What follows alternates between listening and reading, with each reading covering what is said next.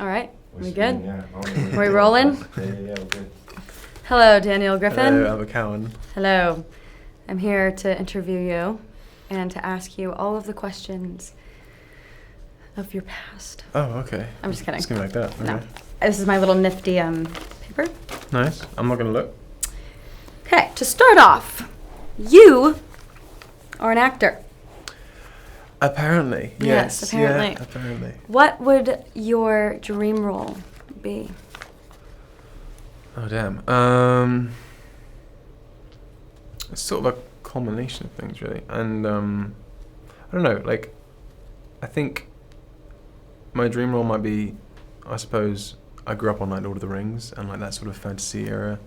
And I really enjoyed watching that sort of stuff when I was a kid. And also going down into our woods with a stick and pretending I was Aragorn. So I think Aragorn? Yeah, Aragorn from Lord of the Rings. Have you not seen Lord of the Rings? No, I have. I thought wasn't Aragon also a film? That's Aragorn. That's the Aragon. That's the drag. Yeah, it's E though, isn't it? Aragon's an A. Oh, right. Okay. I was like, what? Okay. Yeah, my brother used to read the Aragon books. Yeah, they're big as well. But no, I think like Lord of the Rings would. I know they just did a spin-off, so you know, if you guys are looking for someone, then there's your guy. Dream role. Okay. When did you first realize you wanted to be an actor? I think I was about 15, 14 when I thought I didn't know acting really existed. I knew that you could. No, seriously. Like, I mean, I knew that films obviously were out, but I didn't realize you could actually be an actor and get paid to do it. And I was like, that it was like possible. It was possible to actually make it work. And I it's didn't know actors were a I thing. didn't know real. I thought movies were real. How terrifying would that be if that was the case? But no, I think I was like 15, 16, and I remember watching. I was quite into like Doctor Who and watching like Matt Smith, sort of as the Doctor, be this sort of big charismatic character. And obviously, I was like, what is? I mean, I know films are made with cameras and stuff like that, and there's movie sets and stuff, but I didn't realize that actually you could do acting, and I was like, there's a way to do it. And I had an idea that I was like, well, what if I could do that? And I was college at the time, or school at the time, and I told my family. In fact, I didn't. I surprised my mum. We were in Specsavers, getting our eyes tested, me and my two sisters, and my mum had this optician who was sort of talking to her, me, and my two sisters, and she, I was about 15, 14, and she turned around to me and said, "You're quite a chatty lad," which I think is a good thing. What do you want to do when you're older? And I just turned around and said, I want to be an actor. My mum literally just shot her eyes to me and was like, what? I've never heard you say that before in your life. And that was like, I think the moment where I said out loud that I wanted to be an actor. But you knew before then? I knew before then. I think I wanted to, because I was quite an imaginative sort of kid. Like I grew up on a farm and in the middle of nowhere. So to get to my friends, I had to go on a bike and cycle to them, and we just surrounded by greenery, so which was wonderful. And so yeah, it was a lot about. We only have 4 channels on the television. That's 8, but 4 channels, so we didn't really have TV. So we just, like, my mum would say, just go down into the woods and use your imagination. So that's what we did. Me and my 2 sisters. Good to know. So aside from acting, you have some other special skills I have come to notice, such as gaming. Oh yeah. So it's a weird one, isn't it? You what don't need to pair 2 and 2. makes you love gaming so much? And do you aspire to also make that a career? It's a weird one. It's I think the reason why I like gaming is because it's a world. It's a world which you can go into. And I think the more depth the game has, the more it feels like you're watching a film. And like games these days are basically like films. Some of the budgets to make a game, like a good video game, are the same as movies. I mean, to make a big blockbuster film.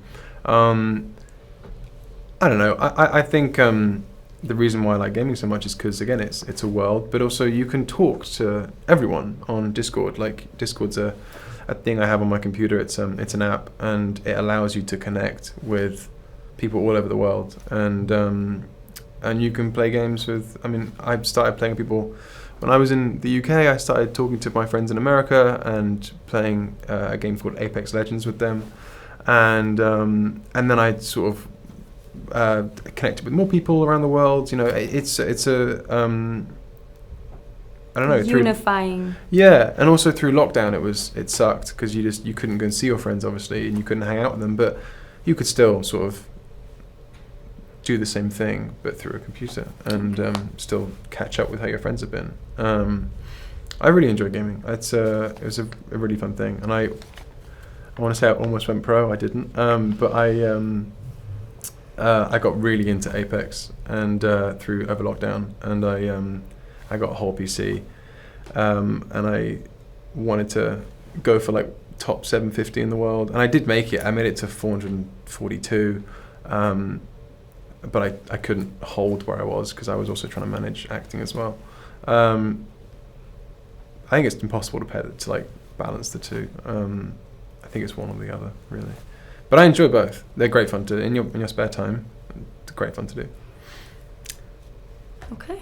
Is that satisfying? Was that a good one? Yeah. Great answer. Thank you. So, also, you are a big fan of horses.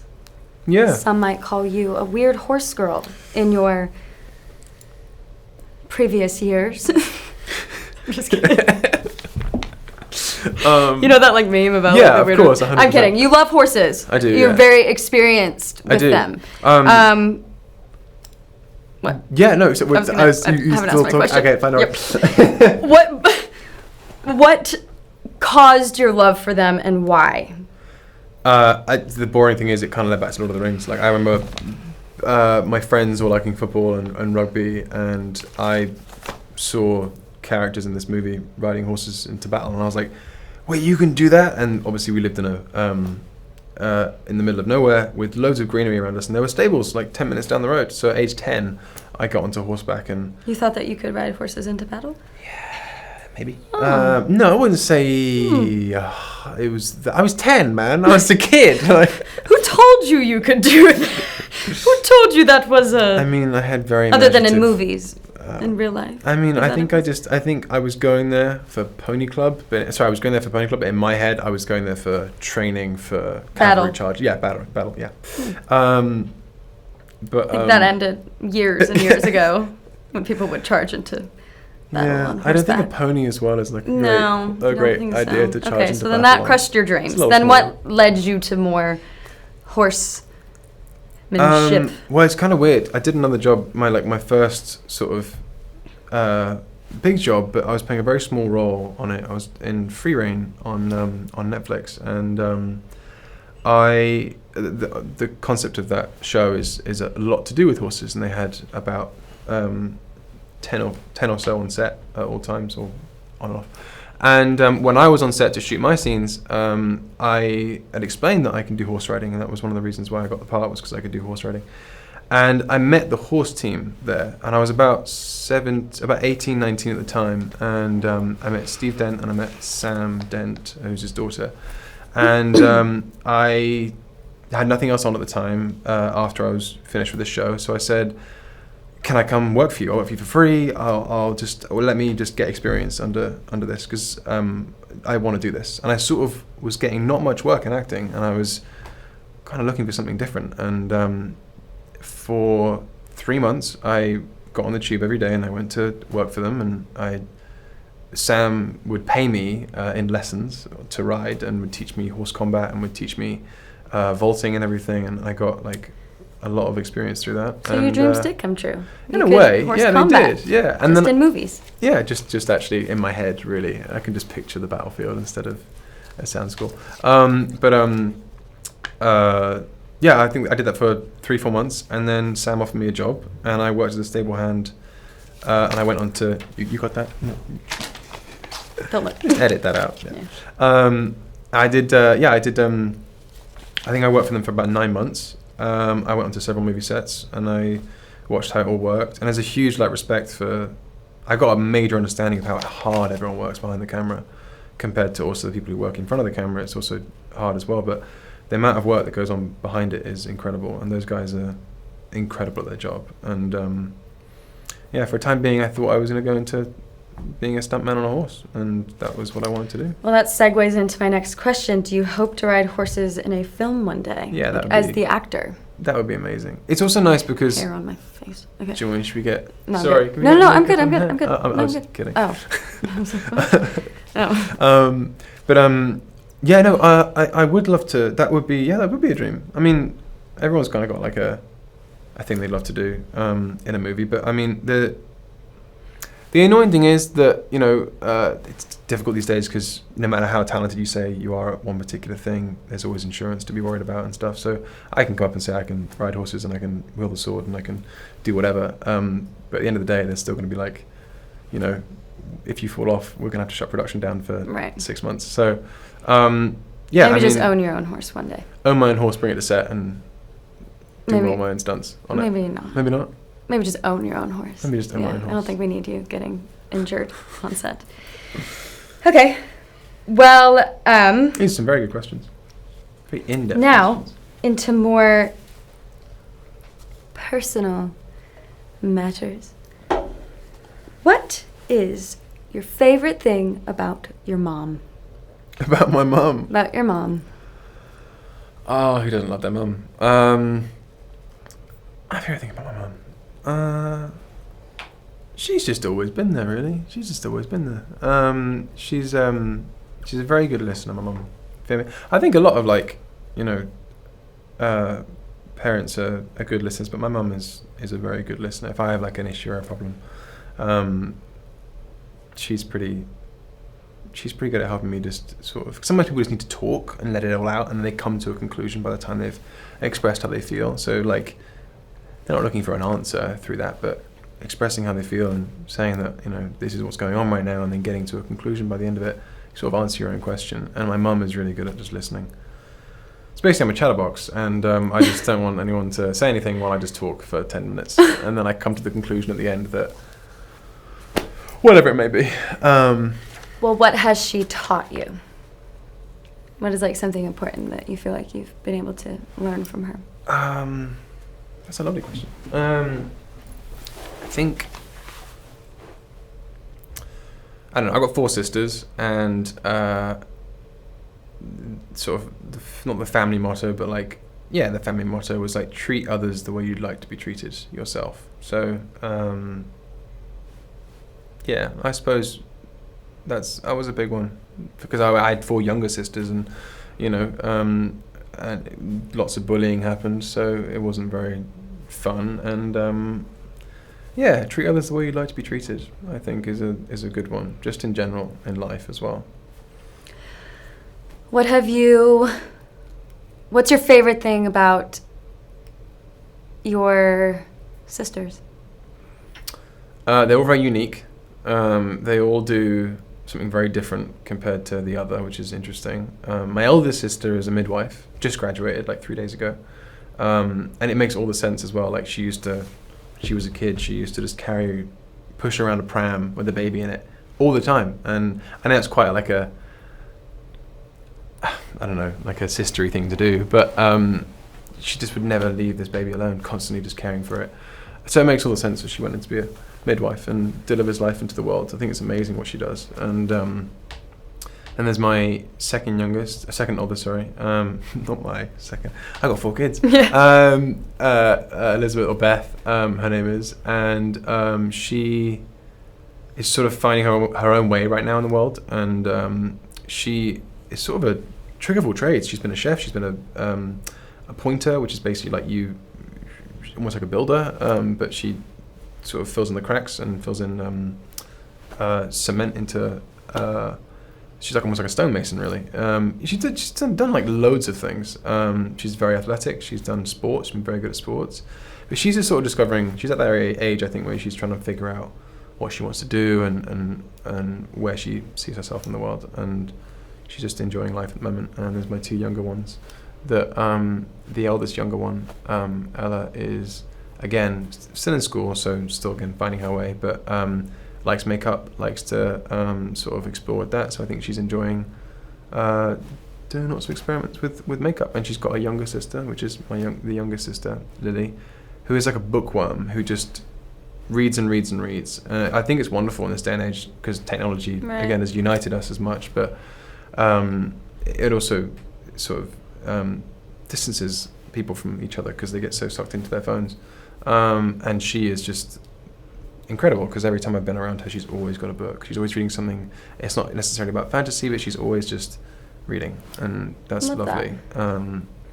So yeah, they're all sort of just, some of them are just finding their own way at the moment because they're also young, but yeah, I'm excited to see what they all do. They're all very different. They're all very diverse and unique. And there's me. Then there's you. And there's just the random human being that is me. Well, speaking of you, what is your favorite memory as a child? Oh my God. My favorite memory or as a one child. of your favorites, or something that makes you like happy. I really enjoyed catching my first fish with with Harry. I really enjoyed that. My stepdad was wonderful. We had a really old kind of boat. We used to go down to, me and my two sisters, and it wasn't glamorous. It was quite sort of beaten up and smashed up, but it was fun. It was great fun. And in the mornings, we used to get up really early and go fishing, and that was really enjoyable. I was about 9 or 10 when that was the case. That was great. That was great. Catching your first fish. Catching my first fish. All right. Can I be more bland? What is one thing you would tell your younger self?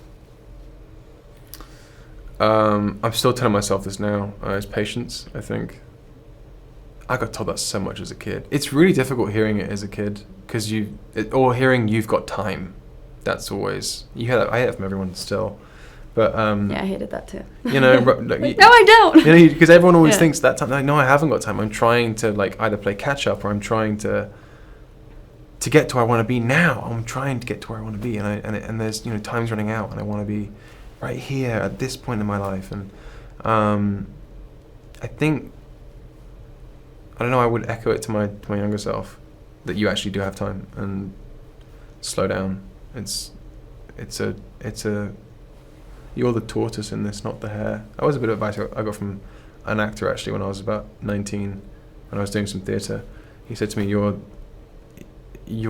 the tortoise, you're not the hare in this. It's not a race, it's a marathon, so take your time with everything. And what will happen will happen. That's good advice. It's probably what I'd tell my younger self. Be the tortoise. I feel like I want to ask you the same question. What would you tell yourself? Interview is about you. Yeah, but I feel like this is just. I feel like. I would say the same thing. You say the same thing? Yeah. Yeah. Patience. It's not that serious. Calm down. Yeah. I would do that probably. Yeah.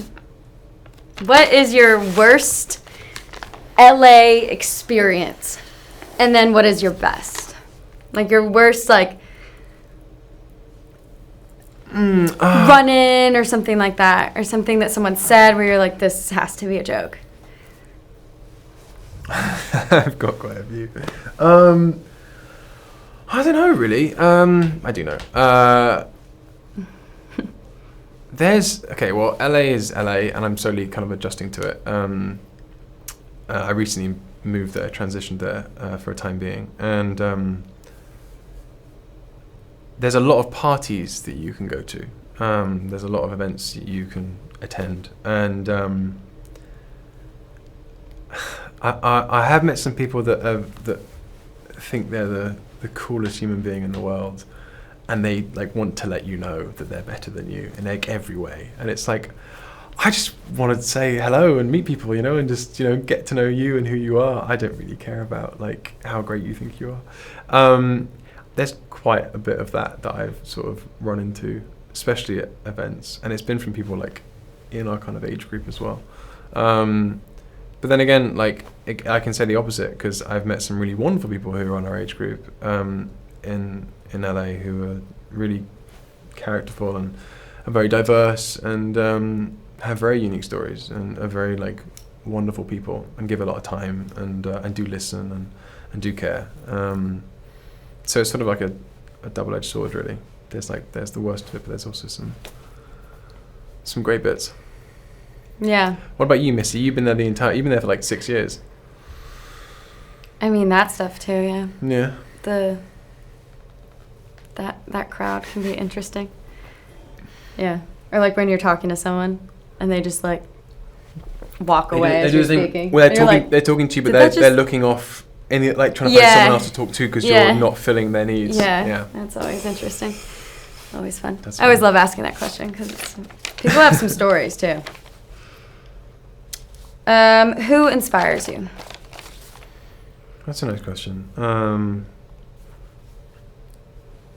I mean, there's people like in film and TV who inspire me, who are very creative and different. Like Taika Waititi, I find is just madly good at his job, and I like what he's doing with his films, and I like what he did with, a lot of his earlier things before he did Ragnarok and blew up, and everyone kind of was like, "Oh, this guy's amazing." It's like, well, you should see some of his earlier work. Like What We Do in the Shadows is hilarious, and again, it's very like his genre of film. I think he's a lovely bit of inspiration. I mean, there's lots of actors as well. Like there's Christoph Waltz, who I adore and I think is incredible at his craft. Matt Damon, Christian Bale. Like again, Christian Bale's like transformations where he can go from being 150 pounds, and then be 210 pounds, 250 pounds for Batman is incredible. There's loads of like people in the industry who you can look up to and think are amazing and are really good at their craft as well. I mean, I can also say my mum as well. My mum's great. She's also, helped me out a bunch with regards to like giving me confidence to do this job, because it constantly slaps you in the face. Yeah, I think there's loads of people. There's loads of people that you can take inspiration from. I take inspiration from even you as well. I take inspiration from my fellow castmates. Ken, who's on the show, Ken Dukin, who plays my dad, is a massively it's just a massive inspiration to me. He would sit and we'd have dinner together most nights when we were shooting season 2, and just I could talk to him forever. He's such a nice guy. He's got all the time in the world to talk about his life and how he had, he messed up in his life and how he's trying to correct it, and mistakes, and everyone has them, and flaws are flaws. You're making him sound like he went to prison or something. I actually am. I did. I'm trying my best to sort of because I was gonna say I was gonna cuss, and then I was like, I can't cuss probably in this interview. So then I was trying to find another word not to replace. How he made so many mistakes in his life, and now he's spending all his time trying to make up for it. I made him sound like he's literally a convict. No. He's a great inspiration. He's just very vulnerable. He's very open he's a big guy. He's a big, strong man. He's very strengths open. and his flaws. Yeah, and exactly. Yeah. Do you have anyone you look up to? Probably my mom. Yeah, I would say my mom. I mean, there's a bunch of people. I think it's not really one person, really, is there? Normally, I think it's usually multiple. Because I think as you, go through life, you get multiple people who've slightly impacted you in different ways, and yeah, for sure. You can always say home is home. And favorite food? Sushi. It's getting more simple. Sushi. Sushi every day of my life. Second favorite food? A poke bowl. Pokeball. Third favorite food? I want to say. Remember when we had that tomahawk steak, that ridiculous giant, almost it was the size of a plate. Mm-hmm. Went to that one restaurant. That was amazing. Steak. They can't always remember great. steak. Can't go wrong. Yeah. Do you prefer red wine or white wine? Red wine. Red wine. You're a white wine, aren't you? I like white wine. It's easy to drink white wine. It's much easier just to... Yeah. You can go very wrong with white wine very quickly. Who is a director you would love to end up working with? There's quite a few. Taika would be someone I'd love to work with one day, because I feel like his sets would be very relaxed, and he'd let you kind of, I don't know, but like I feel like he would let you, judging by his personality, like feel out what you think is right, and would give you, I think, good notes. And then there's like opposite end of the spectrum. I mean, David Fincher again is someone I'd love to work with. His films are quite dark and sort of been quite gritty and grotesque. Seven is an incredible film, but again, like you want to kind of shower after it. But his films are amazing, and I've heard he's a very interesting person to work with. But then like even James Cameron for his early work in like in Avatar and in Aliens, and his sci-fi is brilliant, and also The Terminator and Alita Battle Angel. Like the amount of like films he's done where just the scale of them are huge, again is really, really cool. There's a bunch. Quentin Tarantino, who wouldn't want to work with Quentin Tarantino? He seems like an absolute genius, and someone who seems like detail is so important, and I love that as an actor. Like I love having like details and little tiny nuances that are really important. And I feel like being on his sets would be like a masterclass. It would be incredible. There's loads. Okay, so we are wrapping it up. Oh, we are? Yes. One last question for you. Mm-hmm. It's very serious. You're doing fantastic, by the way. Thank you.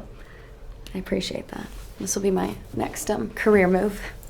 So, have you ever had a crush on a cartoon character or an animated character? And don't say no. Who was it? Yeah, it was Nala from The Lion King. Good answer. Yeah. Yeah. Right. All right. Yeah. Yeah. My friend had a crush on the fox from Zootopia. She called me. She's like, I have the biggest I get that. crush I can see that. on the fox because he was so suave. Yeah.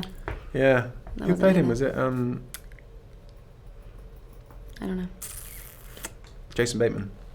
I think it was the fox in Zootopia. Makes sense then. Makes sense. All right. Well, Parables. thank you for coming. Thank you for having me, Abigail Cowen. Thank you for your time, and can't wait to see where your career goes and all of the wonderful things that Thank you are so in much. store for you. Likewise to yourself. Thank you very much. Thank you. Now get out of my office.